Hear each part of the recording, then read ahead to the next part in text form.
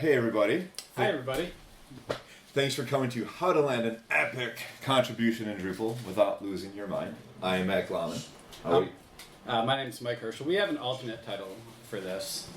The people skills of getting shit done. Because it's not about code, it's about talking and communicating, and we're going to talk about examples on how to do this and a bunch of other stuff. So let's do our intros, I guess, our formal intros. So, like I said, I'm Glaman. I am a principal software engineer at Acquia and tech lead for Acquia Source. My name is Mike Herchel. In Drupal, for Drupal core, I'm the maintainer of the Olivera theme and also the CSS, like the CSS for Drupal core. I've also was kind of, we're going to talk a little bit about like champions. I was a champion for getting single directory components into Drupal core. I've recently launched a company called Drupyard that makes like beautiful Drupal component driven themes, and y'all need to go to drupyard.com and check that out. Yeah. So behind every great Drupal feature is a stubborn person who refuses to let it stay broken. Kind of like, I'm sure we've all been there, like, you find something that makes you so mad, you fix it.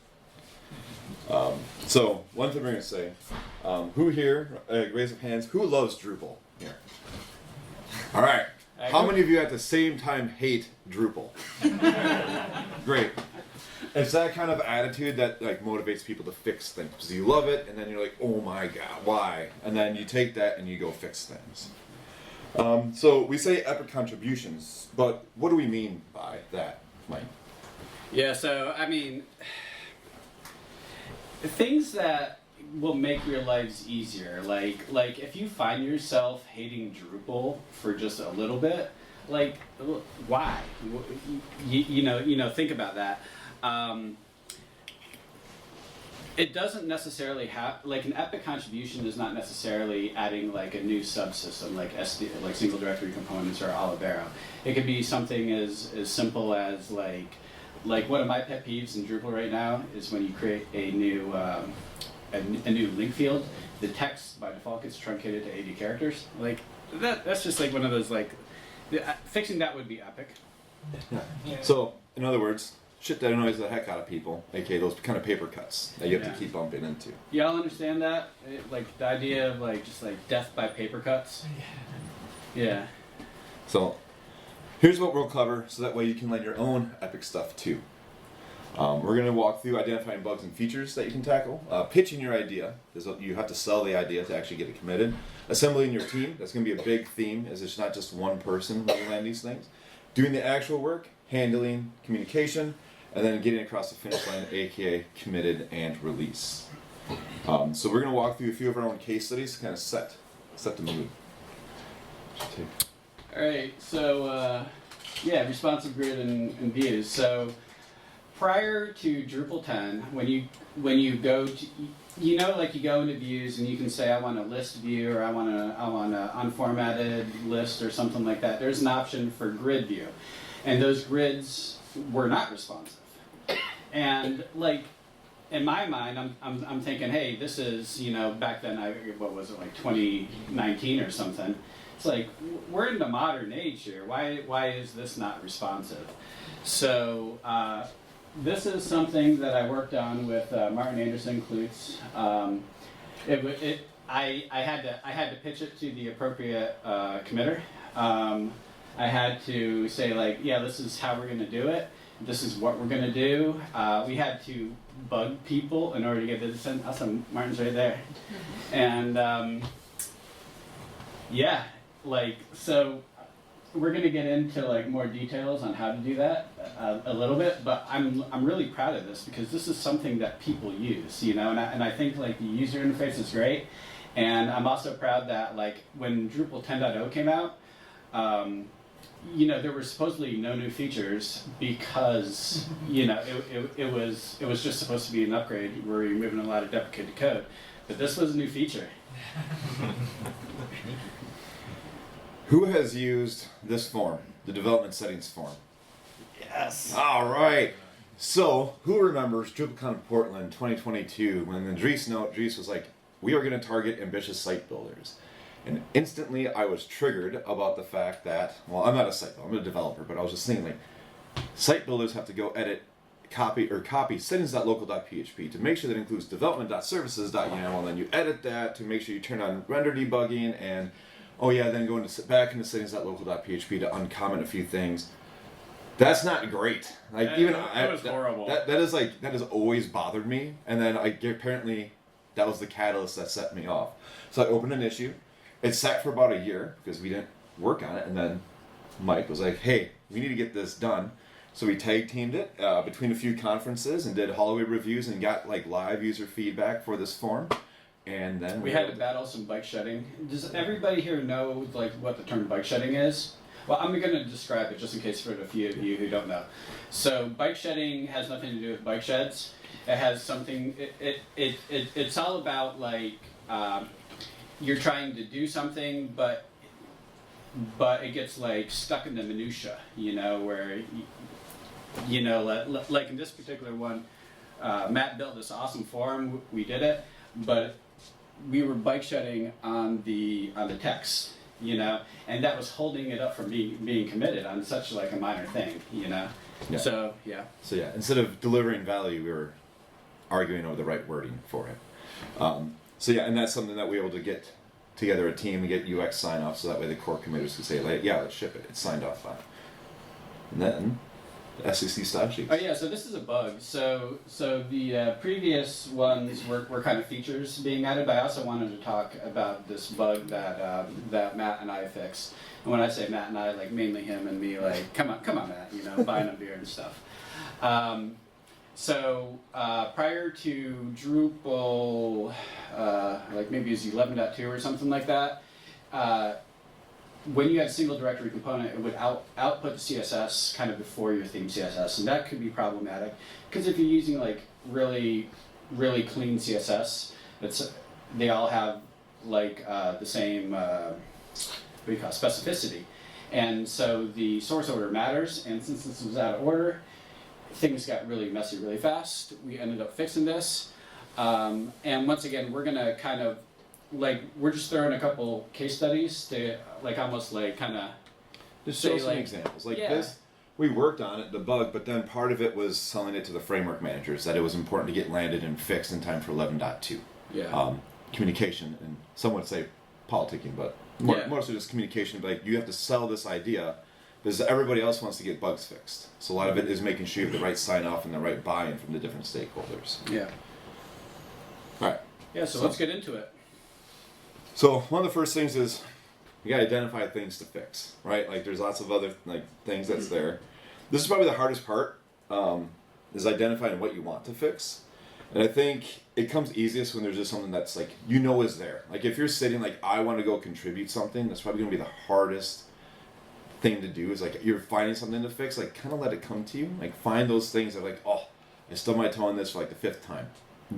Those are the things you should go chase after. So you're going to actually enjoy working on it a bit more. The big question that once you've identified, you need to figure out does it fit into core or the contributed user space? So examples there, the development settings form, there actually was a contrib, but that contrib required you to have a writable file system so they could dump those files. We could have fixed that contrib, but I felt it was more no, core should just do this. It's a usability item. Or the responsive grid. If Drupal 10 didn't drop, i.e. Internet Explorer period, I guess core would say, sorry, we have to still support IE, put it into contrib because it should live there until we drop that support. So you kind of have to draw that line. Is it a bug fix for core? If it's a new feature, it might have to go into its own contributed space, which then you can put it there and maybe advocate for Drupal CMS to take it in. Yeah, and we're going to be talking a little bit on how to communicate, what people to reach out to. If you're not certain where this can go, we're going to talk to you about who to talk to figure that out. And then Matt and I are also fallbacks. If all of you are out there and you don't know who to talk to, you can bother us. Yeah, we won't mind. And then the other part is, has anyone else found this issue or attempted to fix it? And brought up with the development settings form. So that just showed it was a use case. I didn't like the approach to the module, and I don't think the maintainer was around. So I could have worked with that maintainer to work on it. It was hey, could you review this issue and double team on it? Hey, I do like this approach. So just because someone else is working on the issue doesn't mean, oh, I shouldn't do it. It means that you already have cohorts that you can tap into and like work together to combine forces and get a better chance of succeeding. And then, yeah, and one way you can do that is leverage Drupal Slack, right? Because not everybody reads issues or their emails on email like notifications. So there's a contribute channel or various ones we're going to cover, but you can also use Slack. That's a great way to get a ping, like, hey, there's this thing. I like to call it casting the net and just throwing it out there and see what kind of replies you get. So once you've got your idea, now you need to pitch the idea so that way you can contribute it. So we'll go to who to pitch. So if you're doing anything for core, you usually need to sell and pitch to one of the core maintainers. Let's see if I can transition this right. And zoom in. So for core, because core's big, there's a lot of different like code owners. So you can review the maintainers.txt that's at the root of the repo. So git.drupalcode.org/project Drupal. It's in the core directory. Oh, it is? Mm-hmm. Okay, so there, it's in the core directory of Drupal core. So we're going to actually jump down a little bit. So that's where you can look at these subsystem maintainers. And that's like, oh, I need to go put something into the Ajax system. Like, okay, well, I'm going to ping Alex Bronstein to get his thoughts. Or if you're not sure where it really fits, that's where it bubbles up to like the framework managers. So like the development settings form, was that the Bootstrap? I have no idea what component that was in. So that's where it bubbled up to the framework manager, because it's like a framework level decision. Whereas the responsive views would have been, oh my word, there's so many systems. Yeah. Well, somewhere in here is views. There it is. I know. If I didn't give up when I kept scrolling. So that's where you could have like pinged Tim and be like, hey, Tim, what's up with this? Can we do this? So that's a great asset to go to if you're just not sure about it, or like you need to fit, like you need to know how to pitch it. Review the maintainers.txt, or if it's a contrib module, because let's go for commerce, because I have a history with Drupal commerce. Like I had this idea to contribute to. Well, you go to that project page, and luckily in the upper right, you see all those shining, beautiful faces of the maintainers. So you can just find out, like message them in one of the channels on Drupal Slack and say, hey, I have this idea. Or ask around to see who knows. Like if you really don't know, that's where you could find like, if you know somebody that's in the know, then just like, hey, I really need help figuring out who I can connect to. Or don't be afraid to even ask that in the contribute channel. Like I had this idea and I don't know how to move forward with it, on who to tell it to hopefully get an approval and flush this idea out. Is everybody here in Drupal Slack? Yes. For all of you who are not nodding your heads, like Drupal Slack is a huge resource for all things Drupal, and it's a great way to connect and ask questions and stuff, and people are generally pretty helpful. Yeah. And one thing we're going to talk about later is like building rapport and like having trust, and that is a good way to have trust. Like seeing the activity in there and just having those conversations and like moving back and forth gets name recognition, and people are like, oh, we had this conversation before. But with all pitching, I'm sure we've all had that situation where somebody can tell you something and be really annoying. So you don't want to be annoying AF. Yeah, and it's kind of a tricky line, like if you're trying to pitch Tim on some views stuff, you don't want to just kind of like reach out and bug him, especially if they don't know who you are. You need to kind of almost validate your idea and then kind of do it in a very gentle way, you know? So like this, it says make sure you identified the problem. That's what we just covered. Like literally, make sure you identified the problem. Like know your scope and like what it is you're really going for. So that way, when you do have this conversation, you make a good impression, and like they're like, oh, I understand what you're trying to do here. So like focus on the why and be clear and concise. Just like have your game plan, be prepared. Kind of like what they tell you all throughout life. It comes in handy, I guess, after all. And on top of that, come with a solution, not just a problem. Like as a maintainer myself of however many projects, like I do get pitches like, this thing is broken. I'm like, yeah, I know, but I don't have the capacity right now to find a solution. So if you do have the pitch, try to come with a solution, like if you want to land it, or even if you're, I guess, honestly, I don't know how to solve it, but I'm willing to work with you to find a way. Like just don't just lob something over the fence. That is the best way to get a contribution rolling. And then also be respectful of people's time. I said, I'm a maintainer, but my main job is Aquia Source, a product we just launched. I'm really busy. And like Mike is launching Drip Yard, and he's a maintainer of things. Just understand that their main job is not necessarily maintaining their open source projects, unless they're lucky enough to get paid to do so. Yeah, and a lot of us are volunteers for our maintainership. I don't get paid to do Drupal contribution, so that's just something to keep in mind for most people. Alright, so talk about figuring out who to pitch to, how to not do it the wrong way. Now we gotta make the pitch. One thing that I personally don't like to write a whole bunch of stuff first before I have the idea fleshed out and then give it to somebody. So I figure like save your fingers and try to talk it out. Like we're at a conference. If you're fortunate enough to have a meetup in your town, a regional Drupal camp, or you're at DrupalCon, use that hallway track as a way to just like chat out the ideas and flush it out. Because otherwise you could draft like a whole essay on this great idea you have, and then somebody's like, no. And then that can be really disheartening. So it's always good to kind of like talk it out and like start formulating it that way. Or if you can't do talking, like use Slack as like an informal way of writing out like, I have this idea, and then like start a thread and like kind of hash that idea back and forth. And also So like a good way to do that, if you have your idea, and let's say it's in Views or something like that, and you want to get this into Drupal core, post it in the core development channel or something like that, and see what feedback you get.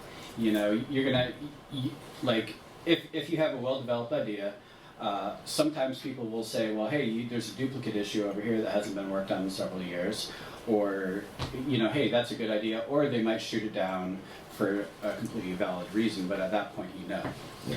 So at that point, assuming it goes forward.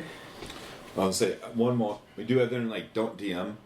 I get so many random direct messages about like the projects, which is fine. Like I'm getting like we just said you can reach out to us. That's fine. But then I found out that there's a project that has like 4 maintainers on it. I'm one of them, and they literally sent all 4 of us a direct message, when they could have used like the contribute channel and just tagged all 4 of us, and then we could have been like, oh. Like then I'm thinking like, oh, they messaged me because maybe they couldn't get a hold of somebody else. Like I'm all about public communication when it comes to this, like for visibility purposes.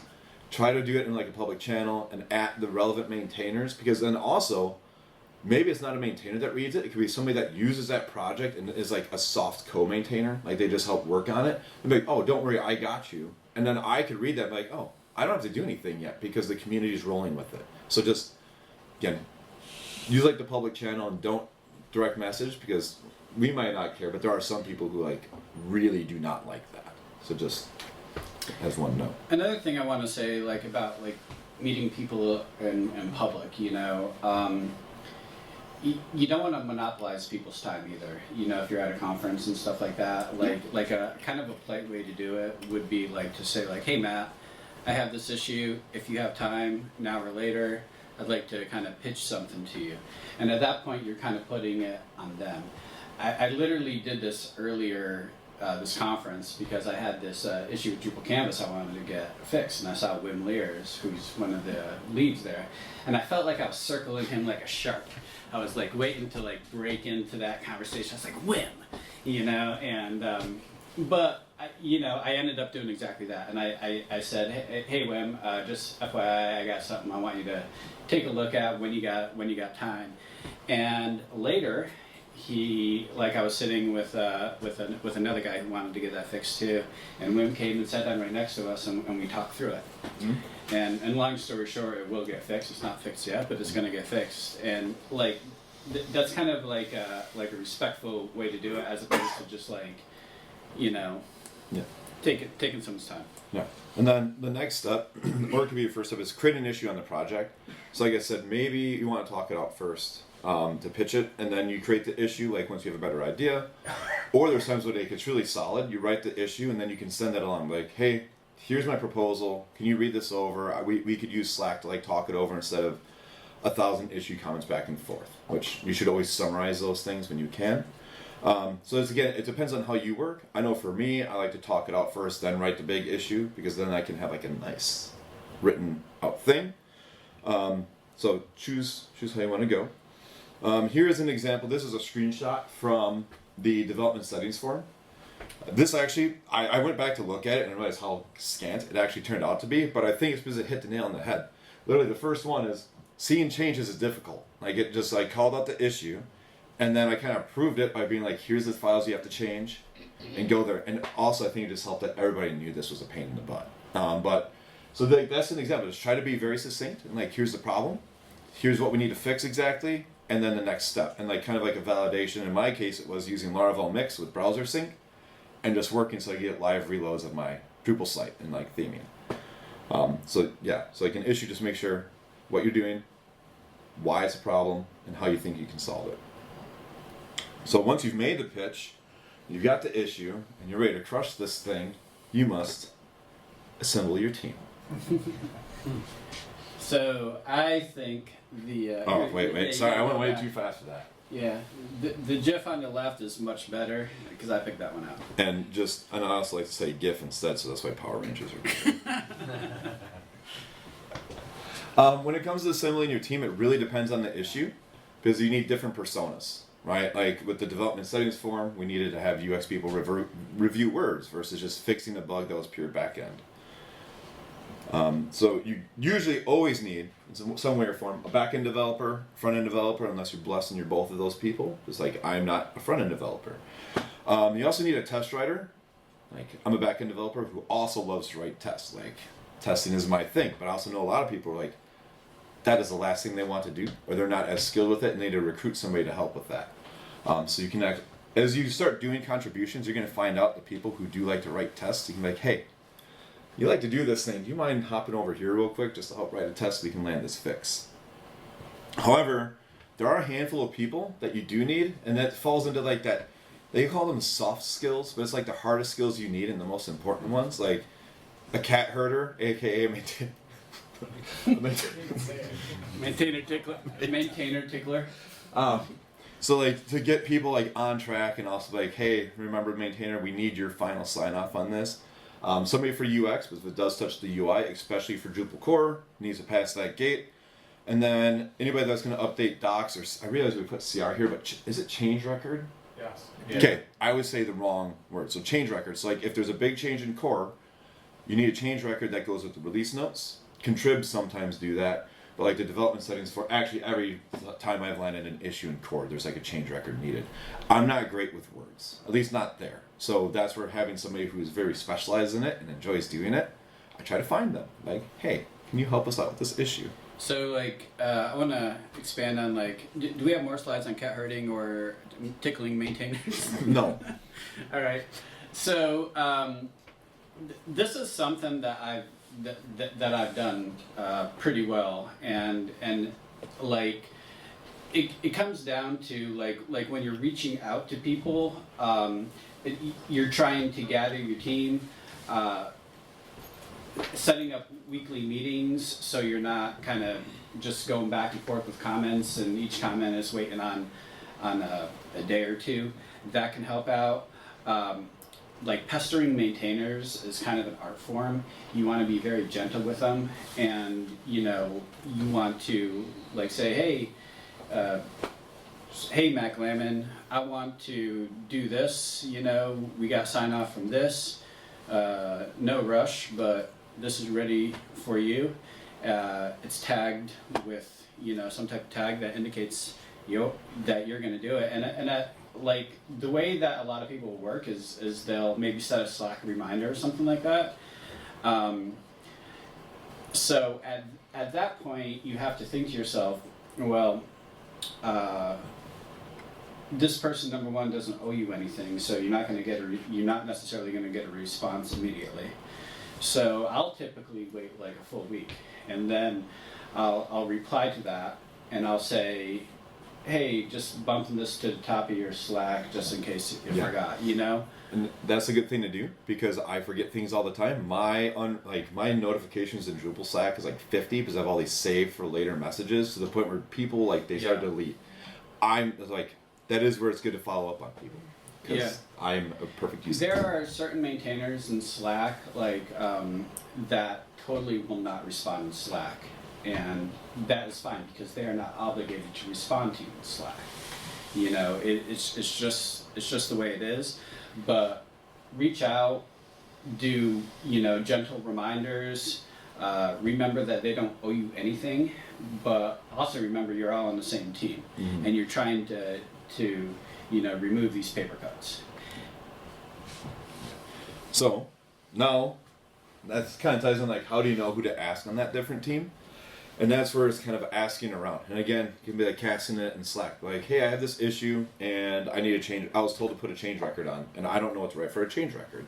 There's somebody, and their name's escaping me, that seems to always be extremely helpful with that. Like, when they see those messages, or like, I need a test. And if you put into like the testing channel or the contribute channel, there's gonna be somebody who wants to nerd out on that. So it's kind of just like, as you do it over time, you kind of know who you can start to ask. So the hard part is you got to do it. Like, it just builds over time. You kind of get a feeling for it and knowing how to ask. Or you're at events. Like I said, if you're at a meetup or a Drupal camp, you can find somebody like, hey, we're here. So I'll be here Friday all day. Will you be here Friday? No. No. Okay. Well, so if you do find something like, Matt, you talked about landing things. I need to know who to ask for this stuff. That's a good time to like tap somebody in the shoulder and just figure it out, because then you can start to kind of learn the way for next time. So you've assembled your team. You know who to ask. You got your pitch. Now it's time to do the work. Doing the work's the easy part. Yeah, this might be the easiest part. Again, or not again, but just test. Like the first, I do test-driven development. And I cannot stand when code comes to me without tests. So, tests, write tests, have tests. It's going to make it so much easier for your code to land. Because I know when I see an issue, like a merge request, it's like, hey, it's ready for your review, and there's no test. That means I have to write the tests. So, you can show up with like the test, like show the code's working, all that. Even the test isn't like perfect, but it's just something there that will definitely help get the work that much closer to being done. And then, of course, handling communication along the way. So another thing that I've done in certain cases is write blog posts about what I'm doing. And what that does is that helps get like the community on board. Like as we were bringing single directory components into Drupal core, I wrote a number of blog posts and I linked to the issues. And what was interesting is the front-end framework manager at the time, Lori Timley, actually messaged me. We were talking over Slack, and he said, hey, I see that this SDC issue has 100 and something followers. And what that does is that tells the core committers, hey, people really, really care about this. That's one thing we forgot to put in here.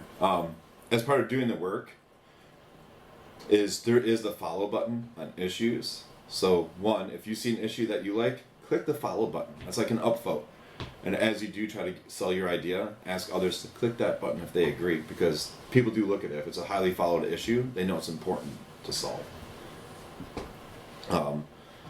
We brought up the bike shedding. So you want to mitigate that while you're in the work. So again, we brought up, we were building the form, and then it was like, should we use that verb or a different word right there? Just find ways to just say, let's make that be a follow-up. Because a lot of times it may not just be the words. It's going to be the approach. Like, is this the right implementation? Just find ways to say, this is our scope. We're not going above this scope. We're not going below this scope. Can we make it be a follow-up? And a lot of times when you say there's a follow-up and there's an issue created, it makes people happy. Yeah, follow-ups are like a secret weapon. And I want to talk a little bit more about this. When we were doing that development settings form, we were at MidCamp a couple years ago, and we were just going out to the hallways and we were talking to people. And there ended up being a couple people that had they were very opinionated. And that's what was leading into the bike shed.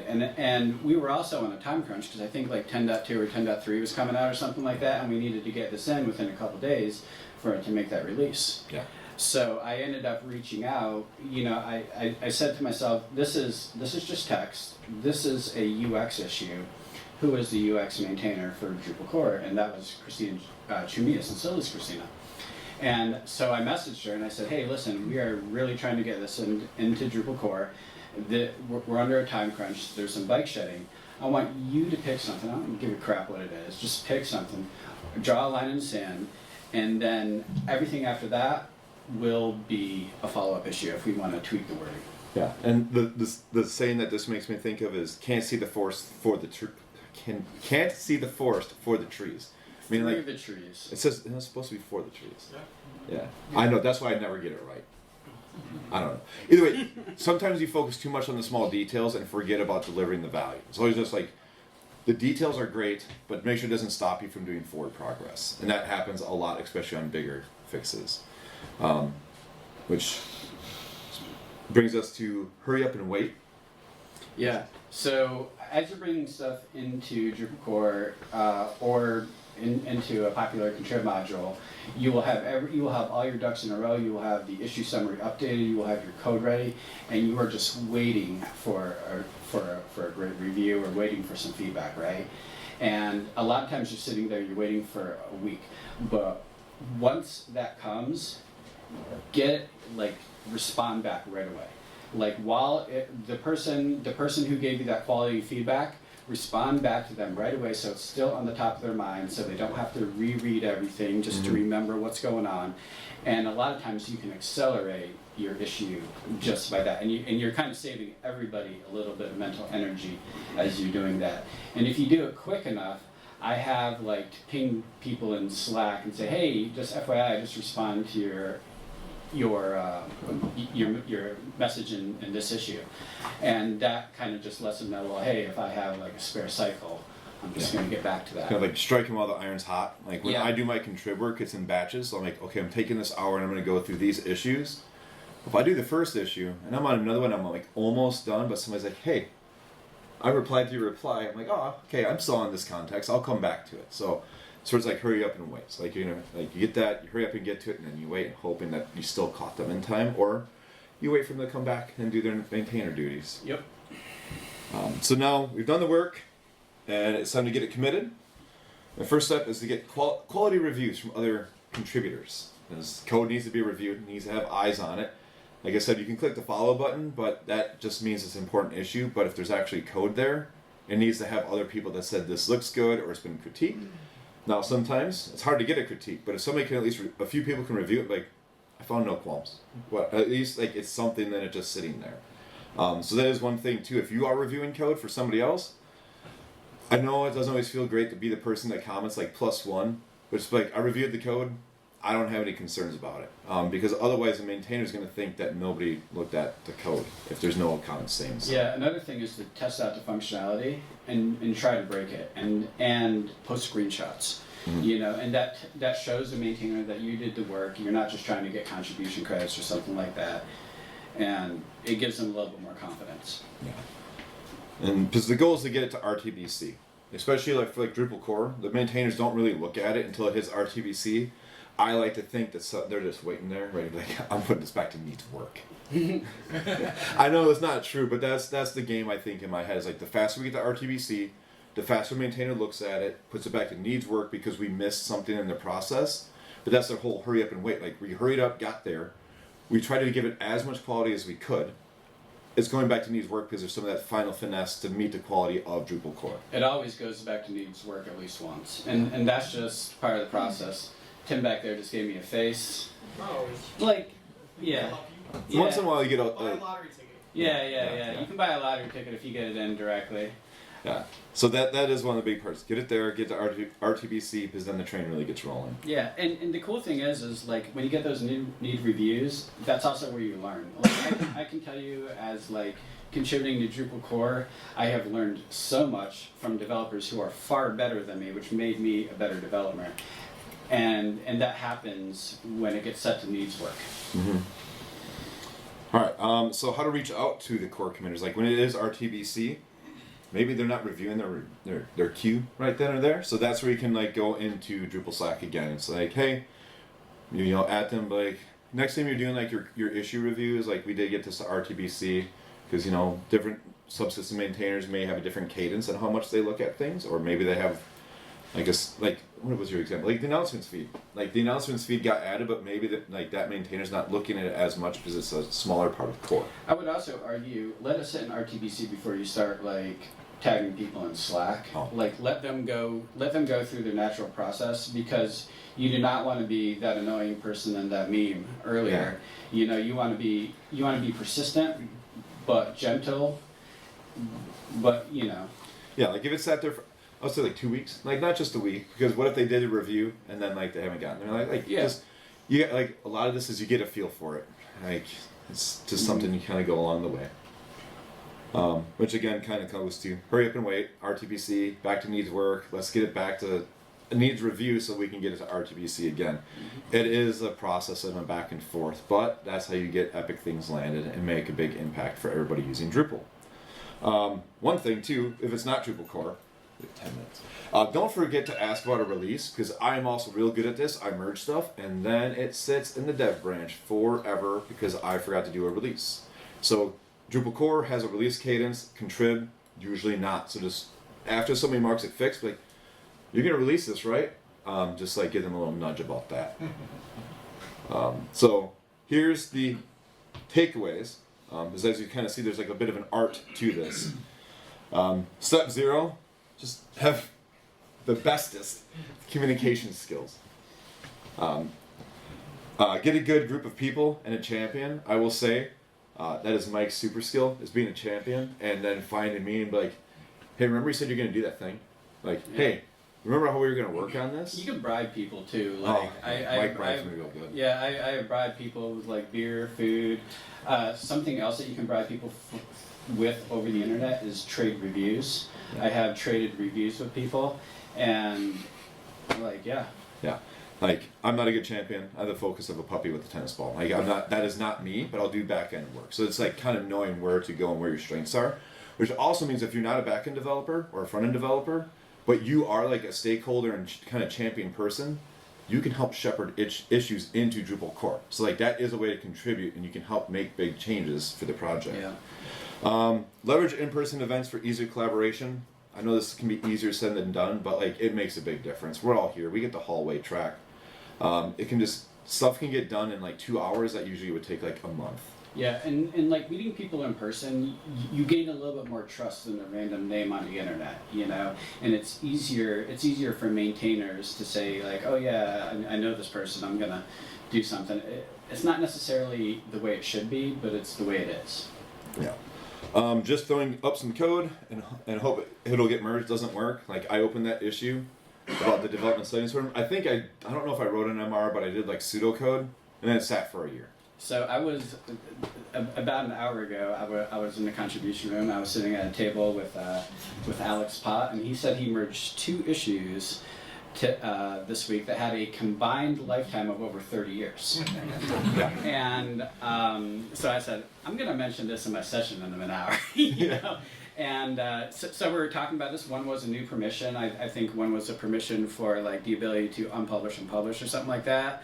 And the other one was being able to, like if you had some type of Ajaxing. Oh, bookmark can use Ajax. It was like a 6-digit NID. It's like old. Yeah, but like it's one of those things where the code had been done multiple times back prior to Drupal 7 probably, but it didn't have that champion to push it there, to keep it updated, to update that stuff. Yeah.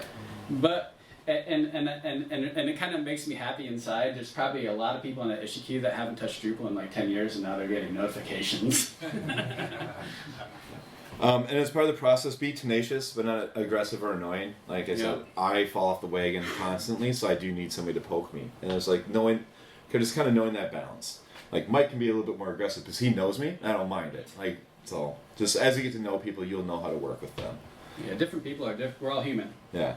And again, avoid bike shedding, or yak shaving is another way to put it. Yep. For context, I'm pretty sure bike shedding is it's like having 10 people build a bike shed and everybody has a different idea. Like that's I think it's more like 9 people. 9 people? Okay. No. Okay, perfection is the enemy of good. Point right there. Build trust with maintainers. One way, I remember like back in the day when I first started Drupal about 12 years ago, and I needed to get stuff fixed. So I did issue queue triage. Like we had to get a bugs fixed for the USPS shipping module for commerce. So I just went through and I looked at every issue and I was like, I think this needs more info. I think this needs work. So I just like went through it. Then I went to Andy Giles. I was like, I need a favor.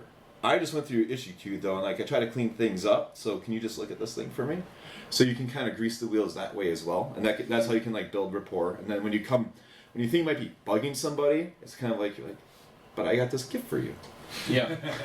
Or just conversations along the way, just like as you're talking and working with people in there. Again, as we brought up, Slack, asking Slack, it's a resource there. Like leverage your resources. There's a contribute channel, general support. There's a core development channel. I didn't know that last one even existed. So, like, if it is a very core specific thing, like I don't know how to get this out of needs work to RTBC to make somebody happy. That's a good channel to use. Oh, and then one more plug, so that way you could come and work with us together and then see Mike in action. There we go. So you all are officially invited to Florida Drupal Camp. I'm an organizer. Matt's going to attend. Yeah, I'll be there. And we have a really great contribution day. It's February. It's in Orlando, Florida, and I know that's across an ocean, but Orlando's like really nice weather in February. So and we have a great camp. We have a really good community there, and y'all should come visit us. Yeah, it's a blast. The tacos are great. It is not close to Disney World though. Yeah, that's okay though. It's close-ish. Just closer in here. I know we're short. We've got like 4 minutes left, but are there any questions you'd like to ask us? Does anyone have any ideas of things that you might want to do? Use the mic. Yeah. Yeah, I was going to say, does anyone have any ideas of things that you might want to pull in the core or contribute? I opened an issue like 5 years ago, I think, about that the menu items are fieldable, but there's no interface to it. So yeah, if someone else is bothered by this, you can join me. That's kind of a big deal, right? Like I think fieldable. I didn't know they were fieldable. Right? So they're fieldable, and that's where there's menu. It's like menu extras or something like that. Is the contrib module? Menu item extras. Yeah, menu item extras, which. So like that example right there. So let's do this conversation. That's the pitch. Hey, they're fieldable. I know in source we were using menu items extra to expose that capability. And that would be one, like my first thought would be like, okay, I don't know if core will take it, but Drupal CMS. Is Drupal CMS including it? Yes, no. Oh, they're not. Let's go talk to Pam's like the product owner there. Like, hey, we have this idea. Like menu items are fieldable. It should just be this way out of the box. It gets in Drupal CMS, maybe that gets the contrib module shaped up a bit more, and then some of it gets brought into core itself. So like that's, off the quick base, that's where my brain would go with it, is like we're here, on the contrib, we'd be here for contrib day. Yeah. Yes. So I would say like at contrib day, find like the Drupal CMS table, and like, hey, or look at the repo first, like see if the module's in there, and then just go with that conversation. Like I think we should really shine this because it is a big feature when building like mega menus in Drupal. I would also say, like, have a use case for it planned out already. Like, because I already pitched Pam on something for Drupal CMS, and her question back to me was, what would we use it for? And I was like, Or icons in menu items. Yeah. yeah.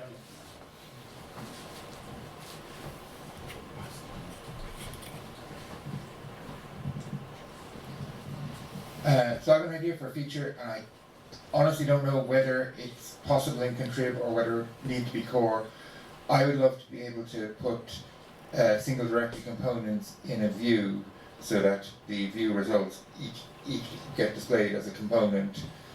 That would be awesome. I would say that should go into Drupal core, and I will help you champion that issue too.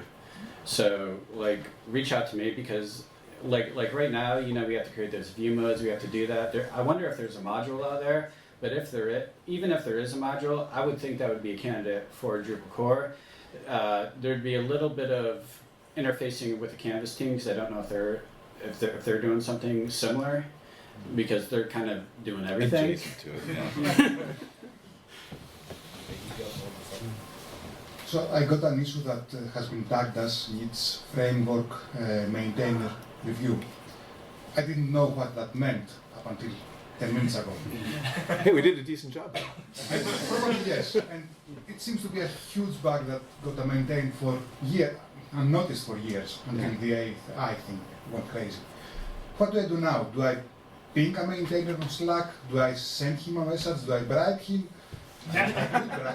So I would number one make sure that the issue is in perfect state before you bring in like some type of framework manager, you know. So that means the issue needs to be clear and the issue summary needs to be clear, updated. The code needs to have no conflicts. If it has a review or two, that would be great. And at that point, I think it would be fair, like if it's sat for a week or two like that, I think it would be fair to go into like either core development or contrib and say, hey, ping some, you know, whoever that framework manager is, and say, hey, when you get a chance, you know, this is, you know, that. Because there are a handful of the frame, like BSS back end or front end, that go review that triage. A handful of them are here, which means they're probably going to be spending Friday going through those things, or maybe doing other contrib. So if you know it's packaged up well, there's a way that you could ping them here and be like, hey, we're here. Can we just review this? Or maybe like in Slack, like, hey, I'm here at contrib day. I think you are too. Can I like bring my laptop over and we just talk it over real quick? You can probably get 5 minutes of their time, and that can unblock it really quickly. Yeah, and then when there's a case of multiple framework managers, so like there typically is, just add something in there and say, oh, by the way, if you're not the right person, if you could just point me to whoever. Yeah, I'm doing Drupal, so I'm like working as a developer for the Drupal application, not the content editing. So I'm struggling with hooks, for example. Like hooks are the best example for that, because like I need to like change some form or something, and I see the arguments in the function, but there is no typing.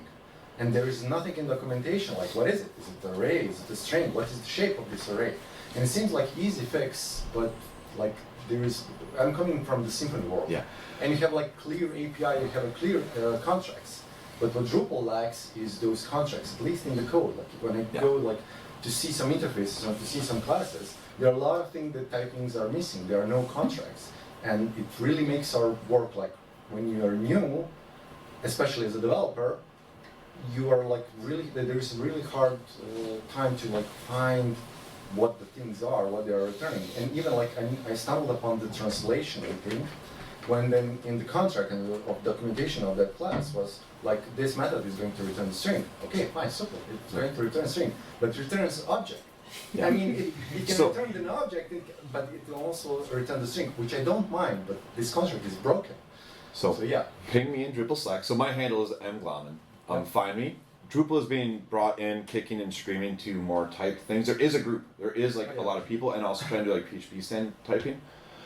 They might be able to find issues, and it's just one of those are actually issues that were like are paper cuts, but not getting merged or are getting bike shedded to oblivion. So ping me in Slack. I know a few people I could connect you with to like kind of there are a few like developer champions trying to get some of those things more typed. And as for background, we just implemented object-oriented hooks. And those will enable more documentation with typings than our legacy procedural hooks. I have worked with those, but there are no interfaces. I know. Yeah, but I know we're at time. But yeah, ping me, and I'll try to connect with you folks. Thanks for coming, everybody.